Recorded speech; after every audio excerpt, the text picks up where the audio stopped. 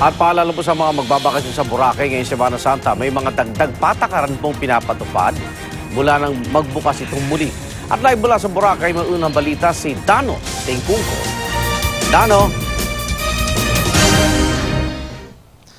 Igan, good morning. Sunod-sunod na nga yung pagdating ng mga turista dito sa Boracay para ngayong Semana Santa. Sa Boracay Airport pa nga lang kahapon, sunod-sunod na yung kanilang pagdating. Yung ilan kasama yung pamilya, yung iba kasama yung barkada, yung iba naman kasama yung kanilang special someone. Ganon din sa Katiklan Jetty Port na inyong kailangan puntahan para makatawid dito sa mismong isla ng Boracay. Siksikan yung mga nag-aarkila ng bangka para makarating sa Cagban Jetty Port. Dito yan sa Boracay City. At karamihan sa mga nakausap namin, bukod sa may mga malinaw ng itinerary o planong gawin, ay excited ng masilayan ang bagong mukha ng Boracay matapos ang rehabilitasyon noong nakaraang taon.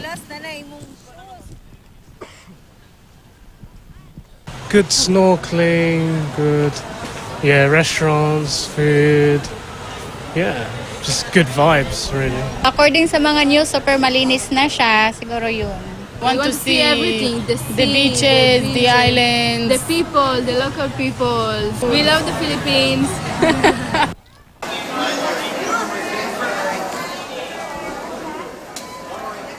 At igan dun sa ilalim ng mga bagong patakaran dito sa isla, no, simula nung magbukas ito matapos ang rehabilitation, may mga ilang mga dagdag na hakbang para sa mga turistang papunta rito. Ito yung mga naranasan natin kahapon sa ating pagpunta rito sa isla ng Boracay.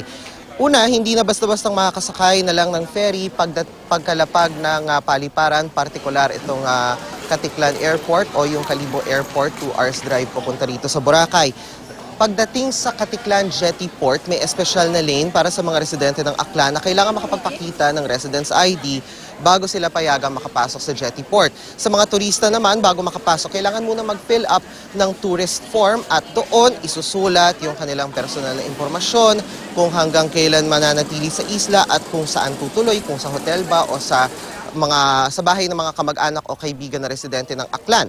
Sa mga may hotel reservation, mahalaga po na hawak ninyo ang inyong kopya ng inyong reservation o yung inyong hotel voucher at the time na mag-fill up kayo ng form, dahil kung hindi kayo patutuloyin. Pagka-fill up naman ng form, saka ito i-verify sa mismong verification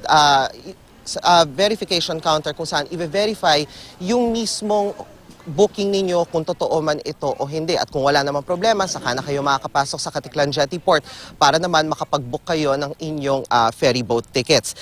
Nasa 6,000 tourist arrivals kada araw ang limit sa isla o hanggang 55,000 at any given time.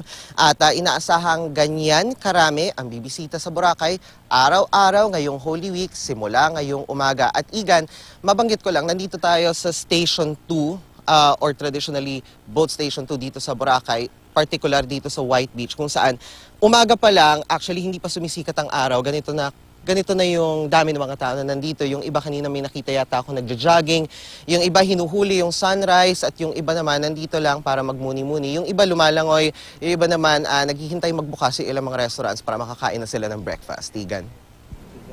Paano na monitor, Dano, yung bilang ng dumarating na turista?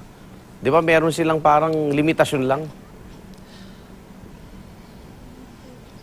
Igan, dun pa lang sa Jetty Port nakita na natin yon na talagang yung security guards, marami silang, sa napansin natin kahapon kasi marami silang force multiplier. Bukod dun sa mga pulis na nakapalibot dun sa perimeter ng area at saka yung security officers ng Jetty Port, nakasala din kung sino lang yung makakapag-book or mapapayagang pumasok sa Jetty Port para makabili sila ng mga ticket para makatawid sila sa Cagban Jetty Port. Dito naman yon sa isla ng Boracay. Pagdating kasi doon sa mismong entrada, hindi ka na basta-basta makakapasok para makabili ng ticket. Bago ka mapayagang bumili ng ticket, kailangan mo mag-fill up ng tourist form, tapos doon sa tourist verification counter, saka ngayon sasalain.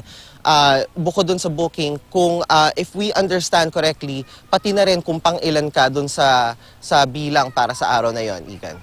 Okay, ano yung napansin mong pagbabago ngayon sa mga activities dyan sa beach mismo, Dano? Igan, mas maluwag ngayon yung beachfront kumpara nun sa pagkakapunta natin dito siguro 2 years ago, kasi huli ako nag-cover dito 2017, naputol lang last year. Tapos ngayon, muli tayong nanunumbalik. Mas mahaba ngayon yung beachfront.